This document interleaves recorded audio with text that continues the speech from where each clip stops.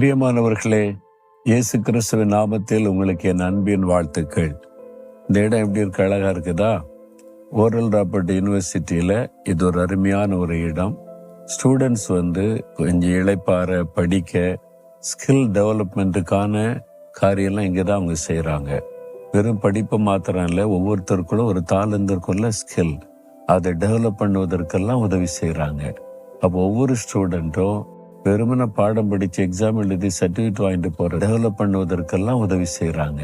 அப்போ ஒவ்வொரு ஸ்டூடெண்ட்டும் வெறுமன பாடம் படித்து எக்ஸாம் எழுதி சர்டிஃபிகேட் வாங்கிட்டு போகிறதால அவங்களுக்குள்ள இருக்கிற தாளந்துகள் வெளிப்படணும், அதற்கு உதவி செய்யணும். இதெல்லாம் கூட இங்கே செய்யப்படுகிறது. அதை கேட்கும்போதே ரொம்ப சந்தோஷமா இருக்கு. இந்த இடமே பார்த்தீங்கன்னா ரொம்ப மன ரம்யமா ரொம்ப அருமையா இருக்குது. இங்கே படிக்கிறவங்க ரொம்ப பாக்கியவான்கள், பாக்கியவதிகள் தான். சரி, இப்போ ஆண்டவர் என்ன சொல்றாரு அப்படின்னு நினைக்கிறீங்களா?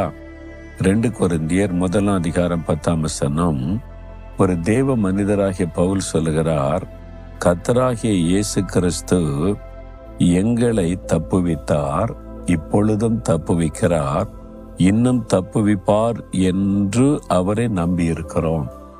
ஏதோ ஒரு ஆபத்திலிருந்து ஆண்டவர்களை தப்புவிச்சார்ல, அதை நினைச்சு பாருங்க. ஆண்டவருக்கு ஸ்தோத்திரம் சொல்லுங்க.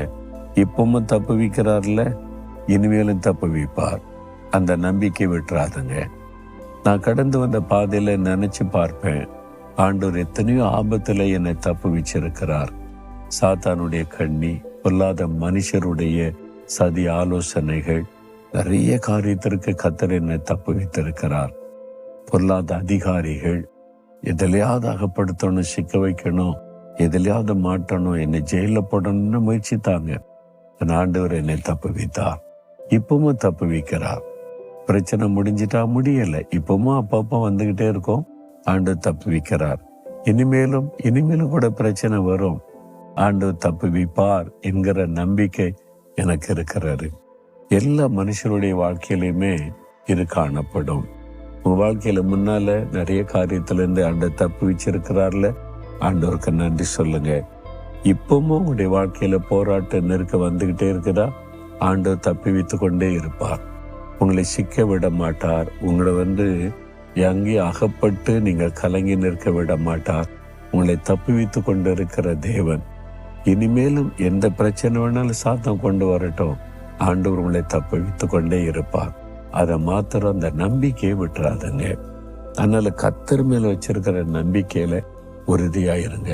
என் ஆண்டவர் என் மேல அன்பும் பாசமும் உள்ளவர், என்னை தப்புவித்தார், தப்புவித்து கொண்டிருக்கிறார், இனிமேலும் தப்புவிப்பார். நான் அதை உறுதியா விசுவாசிக்கிறேன், நம்புகிறேன், அவரை சார்ந்து கொள்றேன்னு சொல்லுங்க. அவ்வளவுதான், கர்த்தருடைய சந்தோஷம் உள்ளத்தை நிரப்பிவிடும். ஆண்டவரே, நீர் என்னை தப்புவித்த தேவன், இப்பொழுதும் தப்புவித்து கொண்டிருக்கிற தேவன், இனிமேலும் தப்புவிக்கிற ஒரு தேவன். அந்த நம்பிக்கையில நான் விற்கப்பட்டு போவதில்லை. நான் உறுதியாயிருக்கிறேன்.